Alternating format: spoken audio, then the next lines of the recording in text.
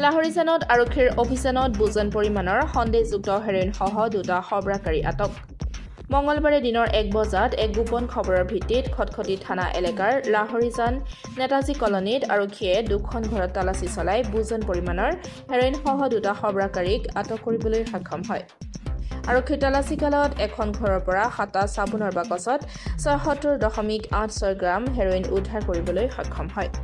উদ্ধাৰ হোৱা হেৰোইনখিনিৰ সৈতে আৰক্ষীয়ে লাহৰিজান নেতাজী কলনী নিবাসী ৰোহিত পাল আৰু ৰুক্মিণী দেৱী সিঙক আটক কৰি অধিক তথ্যৰ বাবে সৰবৰাহকাৰীক জেৰা অব্যাহত ৰাখিছে বুলি জানিব পৰা গৈছে সমগ্ৰ অভিযান খটখটি ভাৰপ্ৰাপ্ত আৰক্ষী অচি নিতুল শইকীয়াৰ নেতৃত্বত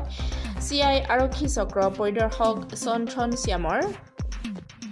এছআই জিতুমণি শইকীয়া এএছআই পংকজ শইকীয়া আৰু খটখটি থানা ষ্টাফ আৰু হনুমান মন্দিৰ ভিডিপিৰ সহযোগত চলিছিল বুলি জানিব পৰা গৈছে লাহৰিজানৰ পৰা মইনুল হুছেইন উজাৰ ৰিপৰ্ট পাব্লিক টিভি অসম